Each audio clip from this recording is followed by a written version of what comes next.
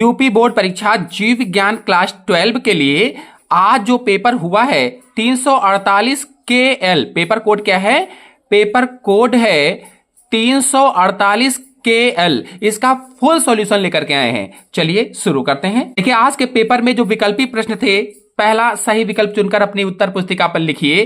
पहला पूछा गया, पुनरुद्भवन की क्षमता पाई जाती है, रीजनरेशन की क्षमता किसमें पाई जाती है? अमीबा में, पैरामीशियम में, हाइड्रा में, स्पंज में?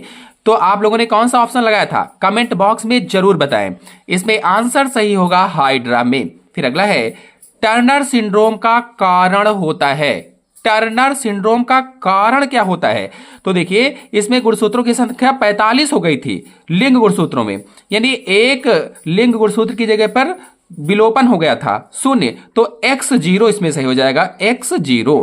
फिर अगले क्वेश्चन पर आते हैं। फिर अगला है, कौन सा एंजाइम डीएनए खंडों को जोड़ता है? तो देखिए जो डीएनए लाइगेज है ये डीएनए खंडों को जोड़ने का कार्य करता है। डीएनए लाइगेज डीएनए खंडों को जोड़ता है, जबकि एक्सोन्यूक्लियेज और एंडोन्यूक्लियेज ये डीएनए खंडों को तोड़ने का कार्य करते हैं।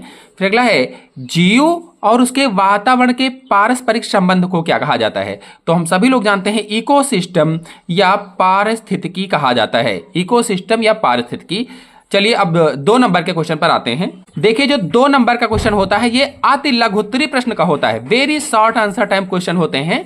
तो जिसमें कि 2 नंबर में 1, 2, 3, 4, 5 खंड होते हैं। पहला है, रिलैक्सिन नामक हार्मोन किसके द्वारा स्रावित होता है? तो जो रिलैक्सिन हार्मोन है ये कार्पस ल्यूटियम से स्रावित होता है। रिलैक्सिन हार्मोन कार्पस ल्यूटियम से स्रावित होता है। और आपको बता दें कि ये प्रसव के समय, ये जो हार्मोन है ये प्रसव के समय जो सर्विक्स होती है और जो श्रोणि मेखला होती है उसके लिगामेंट को शिथिल करता है। प्रसव के समय सर्विक्स और श्रोणि मेखला के लिगामेंट को शिथिल करता है ताकि शिशु जन्म आसानी से हो पाए। फिर अगला है, मनुष्य में गुणसूत्रों की कुल कितनी संख्या होती है? देखिए प्रत्येक कोशिका में 46 गुणसूत्र पाए जाते हैं। मनुष्य के प्रत्येक कोशिका में 46 गुणसूत्र होते हैं। फिर अगला है, मेंडल द्वारा अध्ययन किए गए मटर के पौधे में कितने विप्रियासी लक्षण होते हैं? यानी मटर के पौधे में कितने विप्रियासी लक्षण पर प्रयोग किया था उन्होंने? तो इसमें 7 हो जाएगा, 7 लक्षणों को लेकर के प्रयोग किया था। फिर अगला है, एक प्रारूपी न्यूक्लियोसोम में कितने क्षार युग्म की डीएनए कुंडली होती है? प्रारूपी न्यूक्लियोसोम है और इसमें कहा गया है कितने क्षार युग्म की डीएनए कुंडली होती है? तो 200 क्षार युग्म हो जाएंगे, 200 क्षार युग्म। फिर अगला है, किसी समिष्टि के 2 विशिष्ट गुण बताइए। देखिए एक आप विशिष्ट गुण बता दीजिए।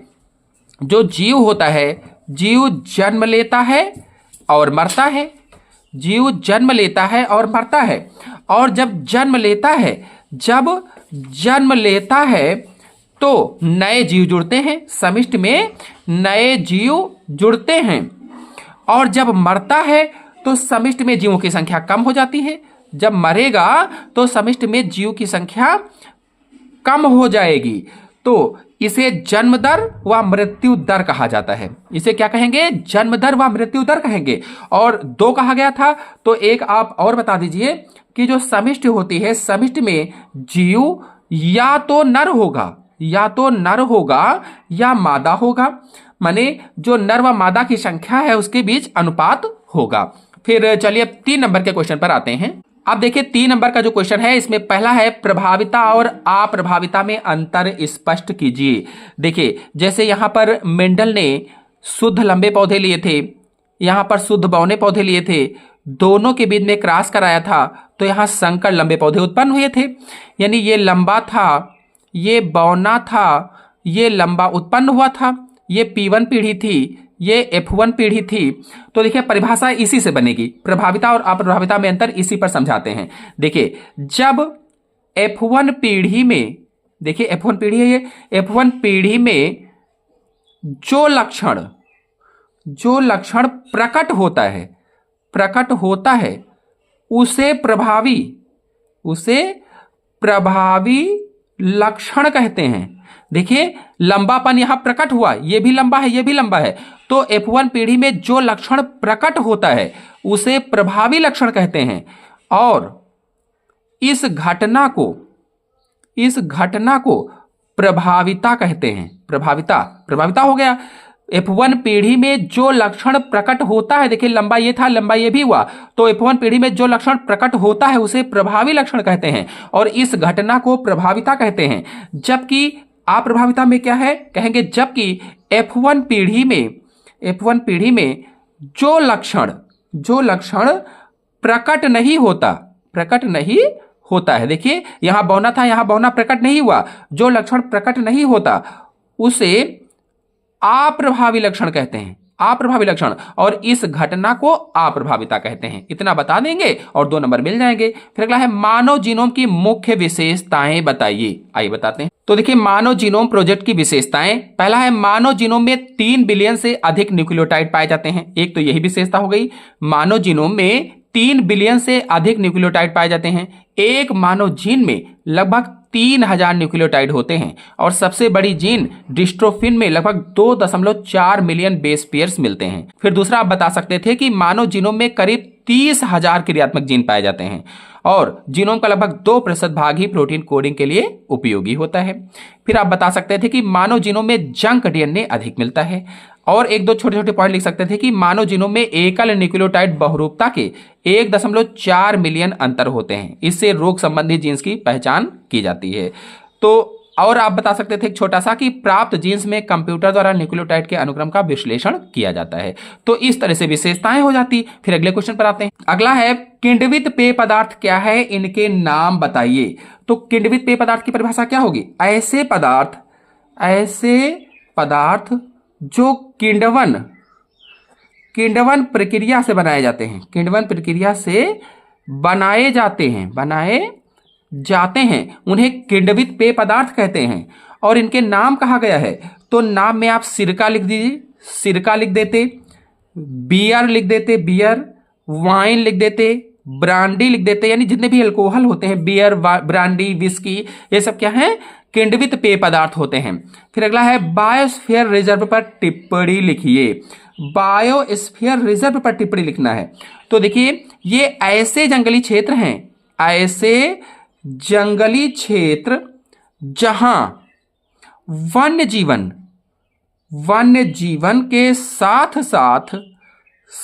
साथ कुछ पौधों को संरक्षण प्राप्त है, कुछ पौधों को संरक्षण प्राप्त है और यहां पर प्राकृतिक रूप से मिलने वाले पादपों व जंतुओं को बिना किसी बाहरी हस्तक्षेप के फलने फूलने दिया जाता है, उसे ही बायोस्फीयर कहा जाता है।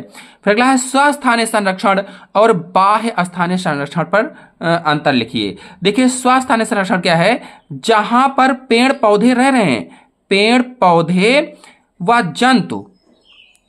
जंतु जहां पर हैं, जहां पर उगे हुए हैं, जहां पर बैठे हैं, जंतु रह रहे हैं, उनका आवास है, वहीं पर उनको संरक्षण देना स्वस्थानीय संरक्षण कहलाता है या इन सीटू कंजर्वेशन कहलाता है।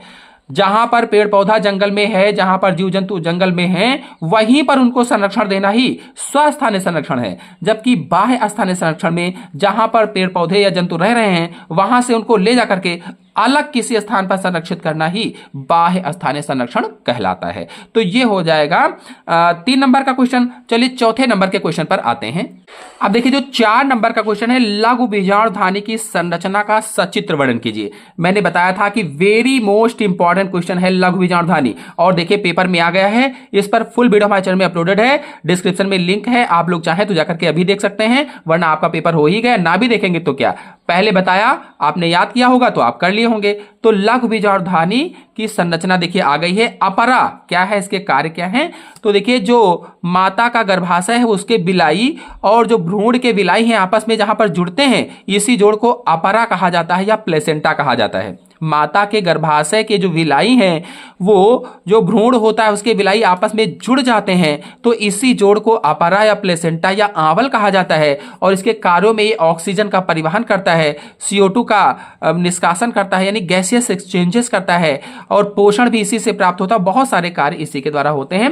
मैंने बताया था बहुत ज्यादा इंपॉर्टेंट है, और देखिए पेपर में आ गया है अपरा या प्लेसेंटा क्या है, इसके कार्य वेरी मोस्ट इंपॉर्टेंट था, आ गया। अनुवांशिक कोड मैंने अभी जल्दी बताया था, लॉन्ग क्वेश्चन में भी रखा था, शॉर्ट क्वेश्चन में आया है, वेरी मोस्ट इंपॉर्टेंट था और देखिए क्वेश्चन आ गया है। जिन लोगों ने हमारे वीडियो देखे होंगे वो सारा पेपर हल कर लिए होंगे। फिर देखिए बायोपायरेसी किसे कहते हैं, मैंने आपको बहुत ही आसान तरीके से समझाया था कि कोई दो देश हैं, एक देश ये है, दूसरा देश ये है, इस देश के पास कुछ जैविक संसाधन है और इन जैविक संसाधन या प्राकृतिक संसाधनों का इस देश ने क्या किया कि बिना इसकी अनुमति के, इसको बताया भी नहीं और इसके जैविक संसाधनों की चोरी कर ली या बिना इसकी अनुमति के ले लिया, उनका प्रयोग कर लिया, इसे ही बायोपायरेसी कहते हैं। तो मैंने बताया था बहुत ज्यादा इंपॉर्टेंट है और देखिए पेपर में आ गया है। फिर चलिए अब 4 नंबर का क्वेश्चन हो गया, 5 नंबर के क्वेश्चन पर आते हैं। अब देखिए 5 नंबर का जो क्वेश्चन है इसमें है मेंडल ने अपने प्रयोग में मटर के पौधे का चयन क्यों किया था। क्योंकि देखिए जो मटर का पौधा है बहुत जल्दी तैयार हो जाता है, 3 से 4 माह में तैयार हो जाता है, 3 से 4 माह में मटर का पौधा तैयार हो जाता है, जिससे इसकी कई पीढ़ियों का अध्ययन आसानी से किया जा सकता था या जल्दी जल्दी किया जा सकता था, इसलिए मटर का पौधा इन्होंने चुना। और दूसरा आप बता सकते थे कि इसमें नर जो होता है, नर व मादा जनन अंग एक ही पुष्प में होते हैं, यानी ये द्विलिंगी, यानी ये द्विलिंगी पुष्प है, तो नर व मादा जो जननांग होते हैं एक ही पुष्प में होते हैं, इसलिए इन्होंने मटर के पौधे को चुना था। इनमें स्वपरागण होता है, इसलिए इन्होंने मटर के पौधे को चुना था। और इसमें बहुत से ऐसे लक्षण मिलते हैं जो एक दूसरे के विपरीयासी होते हैं, इसलिए इन्होंने मटर के पौधे को चुना। तो कई सारे कारण हैं, मैंने बताया था कि इसमें समझाया भी था कि क्या क्या इंपॉर्टेंट है, क्या क्या और आया है। फिर अगला है, और मैंने आपको समझाया भी था अच्छी तरीके से कि कौन कौन से पॉइंट हैं जिसके लिए इन्होंने मटर के पौधे का चुनाव किया था। फिर अगला है मनुष्य में होने वाले सामान्य रोगों का वर्णन कीजिए। सामान्य रोग कहा गया था, तो देखिए आप सर्दी जुकाम के बारे में बता सकते थे, सर्दी जुकाम बता सकते थे, फ्लू बता सकते थे, डेंगू बुखार आम तौर से हो जाता है, डेंगू बता सकते थे, और इसी तरह से मलेरिया बुखार बता सकते थे। इनके बारे में थोड़ा थोड़ा करके आपको लिखना था, क्योंकि ये 3 नंबर का क्वेश्चन था तो इसमें थोड़ा थोड़ा करके लिखना था, तो मनुष्य में होने वाले सामान्य रोग हो जाते हैं। फिर अगला क्वेश्चन है एक्सोन्यूक्लियेज और एंडोन्यूक्लियेज में अंतर बताइए। देखिए जो एक्सोन्यूक्लियेज है ये एंजाइम डीएनए अणु के सिरे से न्यूक्लियोटाइड को हटाता है। जो एक्सोन्यूक्लियेज है ये डीएनए अणु के सिरे से जो न्यूक्लियोटाइड होते हैं उनको हटाता है, जबकि ये डीएनए अणु को, जो एंडोन्यूक्लियेज है ये डीएनए एंजाइम जो ऐसा एंजाइम है, जबकि जो एंडोन्यूक्लियेज है ये ऐसा एंजाइम है जो डीएनए अणु को बीच से काटता है, और जो एक्सोन्यूक्लियेज है ये डीएनए के केवल एक स्ट्रैंड को काटता है, जबकि एंडोन्यूक्लियेज दोनों स्ट्रैंड को काटता है। और ये आरएनए अणुओं को नहीं काटते, जबकि ये आरएनए अणुओं को भी काट देते हैं। इस तरह से अंतर हो जाता। ये हमारे चैनल में वीडियो अपलोडेड है, मैंने पहले ही बताया था, आप जाकर के देख सकते थे। फिर अगला है जैव उर्वरक क्या होते हैं, इनके उत्पादन में सूक्ष्मजीवों की भूमिका बताइए। देखिए ऐसे उर्वरक जिनमें जैविक पदार्थ मिला हो, जैविक पदार्थ जैसे घास फूस है, खरपतवार है, अन्य केचुए की खाद है, जीवों की खाद है, तो वो सब जैव उर्वरक कहलाते हैं। और इनके उत्पादन में सूक्ष्मजीव, तो आप राइजोबियम बता देते। राइजोबियम नामक जो सूक्ष्मजीव होता है दलहनी पौधों की जड़ ग्रंथियों में पाया जाता है और ये वायुमंडल की नाइट्रोजन का स्थिरीकरण करता है या फिक्सेशन करता है। तो इस तरह से बहुत ही आसान सा क्वेश्चन आया था। फिर अगले क्वेश्चन पर आते हैं। फिर देखिए 6 नंबर का क्वेश्चन है हाथी पांव रोग कैसे हो जाता है। तो जो हाथी पांव है इसे फील पांव भी कहा जाता है, फील पांव भी कहा जाता है, फाइलेरिया रोग भी कहा जाता है, एलिफेंटिएसिस रोग भी कहा जाता है। तो यह जो रोग होता है ये वाउचेरेरिया ब्रैंकैप्टाई नामक सूक्ष्मजीव से हो जाता है। वाउचेरेरिया ब्रैंकैप्टाई नामक सूक्ष्मजीव से होता है और क्यूलेक्स पाइपियंस मच्छर एक व्यक्ति से दूसरे व्यक्ति में इसको फैलाता है। इसमें जो हाथ पैर होते हैं वो हाथी जैसे फूल जाते हैं, इसलिए इसको हाथी पांव नामक रोग भी कहा जाता है। तो इस पर हमारे चैनल में वीडियो अपलोडेड है, आप लोग चाहें तो जाकर के देख सकते हैं। मैंने बताया था ये रोग बहुत ज्यादा इंपॉर्टेंट है और आ गया है। फिर अगला है बीटी से आप क्या समझते हैं। बीटी कपास, बीटी कपास बताया था बहुत ही ज्यादा इंपॉर्टेंट है। बीटी से आप क्या समझते हैं, तो B for Bacillus, T for thuringiensis. ये बैसिलस थोरेंजियंसिस सूक्ष्म जीव है जो मृदा में पाया जाता है और इसके प्लाज्मिड के एक जीन समूह पर एंडोटॉक्सिन प्रोटीन बनती है जिसके रवे जीवाणु को स्पोरों में इकट्ठा रहता है और ये रवे जो कीटों के लार्वा होते हैं उनको मारने का कार्य करता है। और फिर क्या किया गया, वैज्ञानिकों ने क्या किया कि उस जीन को निकाला और कपास में डाल दिया, जिससे बीटी कपास हो गई। तो बीटी कपास में अब लार्वा जो होते हैं कीटों के लार्वा वो मर जाते हैं, नहीं लगते हैं। तो इस तरह से बताना था, हमारे चैनल में वीडियो अपलोडेड था, आप लोग चाहें तो देख सकते थे। अगला है ड्रग तथा एल्कोहल के कुप्रभाव से शरीर पर क्या प्रभाव पड़ते हैं। बहुत ही ज्यादा इंपॉर्टेंट था, बताया था आएगा, कई बार मैंने मॉडल पेपर में भी इसको लिया था। तो ड्रग और एल्कोहल के कुप्रभाव यानी इससे कौन कौन सी हानियां हो जाती हैं, जैसे कौन कौन से रोग हो जाते हैं, वो सब बताना था। फिर अगला है समताप मंडल में ओजोन के अवक्षय का कारण। जो ओजोन परत है, ओजोन परत के बारे में आ गया है। तो जो समताप मंडल होता है उसमें एक परत पाई जाती है O3, जिसे ओजोन की परत कहा जाता है। और जो सूर्य के प्रकाश से पराबैंगनी किरणें आती हैं, ये पराबैंगनी किरणें बहुत ही जहरीली किरणें होती हैं, हानिकारक किरणें होती हैं। तो इन किरणों को पृथ्वी पर आने से रोकती है ओजोन परत। और चूंकि CFC गैस हमारी धरती पर अधिक हो रही, जिसके कारण इसमें जगह जगह पर CFC गैस के कारण छिद्र हो रहे हैं। तो जो हानिकारक किरणें हैं वो धरती पर आ रही हैं और मनुष्यों की त्वचा झुलस जा रही है, विभिन्न प्रकार के रोग हो रहे हैं, कैंसर आदि हो रहे हैं। तो इस तरह से सब इसके बारे में बताना था। चलिए अगले 7 नंबर के क्वेश्चन पर आते हैं। देखिए जो 7 नंबर का क्वेश्चन है, यहां से लॉन्ग क्वेश्चन शुरू हो जाता है। 7 नंबर, 8 नंबर और 9 नंबर के 3 क्वेश्चन होते हैं, जिसमें लॉन्ग क्वेश्चन होते हैं 5-5 नंबर के। इसमें देखिए मैंने अभी जल्द ही फुल वीडियो डाला था गुरु बीजाणु जनन, और बताया था ये बहुत ही ज्यादा इंपॉर्टेंट है। और उसमें करीब करीब 2000 लोगों ने उसको देखा भी था। और देखिए गुरु बीजाणु जनन आ गया है। आवृतबीजी पादपों में मादा मुकुंदी के विकास का वर्णन कीजिए। पूरा ये क्वेश्चन मैंने डाला हुआ है, आप लोग चाहे तो अभी जाकर के देख सकते हैं, डिस्क्रिप्शन में लिंक भी दे देंगे। फुल वीडियो बहुत ही ज्यादा इंपॉर्टेंट था और लॉन्ग क्वेश्चन में 5 नंबर में फंस गया है। फिर अगले क्वेश्चन पर आते हैं। अगर वो क्वेश्चन आप नहीं करते हैं तो अथवा लगा था, क्योंकि जितने भी लॉन्ग क्वेश्चन इंटरमीडिएट में आते हैं उसमें सब में अथवा होता है। अगर वो क्वेश्चन आप नहीं करते हैं तो मादा अंडाशय के अनुप्रस्थ काट का चित्र बनाकर उसके बारे में थोड़ा सा लिखना था, और मानव के शुक्राणु का चित्र बनाकर उसके बारे में थोड़ा लिखना था। तो इस तरह से आपको 2.5 नंबर मिल जाते। फिर अगला है, फिर जो 8 नंबर का क्वेश्चन है, वाटसन एवं क्रिक द्वारा DNA के द्विकुंडलीय DNA। फिर अगला 8 नंबर क्वेश्चन है, वाटसन एवं क्रिक द्वारा दिए गए द्विकुंडलीय DNA की संरचना का वर्णन कीजिए। वेरी मोस्ट इंपॉर्टेंट है, मैंने बताया था कि बहुत ज्यादा इंपॉर्टेंट है, पेपर में जरूर आएगा, फंस जाएगा। देखिए आ गया है लॉन्ग क्वेश्चन, जो मैंने वीडियो बनाया था उसमें ये चीज रखी थी, और लघु बीजाणु जनन भी रखा था, गुरु बीजाणु जनन भी रखा था। देखिए सब कुछ आ गया है। और वर्णांता भी बताया था, बहुत इंपॉर्टेंट है। हीमोफीलिया बहुत इंपॉर्टेंट है। सारा कुछ फंस गया है। और फिर 9 नंबर के क्वेश्चन पर आते हैं। 9 नंबर में समष्टि वृद्धि के मॉडल का संक्षेप में वर्णन कीजिए। देखिए ये समष्टि वृद्धि मॉडल वाला मैंने नहीं बताया था, वृद्धि वक्र वाला बताया था कि बहुत इंपॉर्टेंट है, और वीडियो भी डाला था। जबकि आप ये ना करते तो इसकी जगह कर सकते थे कि जैव विविधता एवं इसके संरक्षण। मैंने बताया था जैव विविधता की परिभाषा बहुत ही ज्यादा इंपॉर्टेंट है, और इसके संरक्षण की विधियां या इसके क्षति के कौन कौन से कारण है, बहुत ही ज्यादा इंपॉर्टेंट था, बताया था। और क्वेश्चन आ गया लॉन्ग क्वेश्चन, मैंने ये भी शामिल किया था। तो इस तरह से आशा करते हैं कि आप लोगों का आशा करते हैं आप लोगों का जो पेपर है बहुत ही अच्छा हुआ होगा। अच्छा हुआ हो तो कमेंट बॉक्स में जरूर बताएं, वीडियो को लाइक करें और शेयर करें, सब्सक्राइब भी कर लें चैनल को आगे की वीडियो देखने के लिए। धन्यवाद।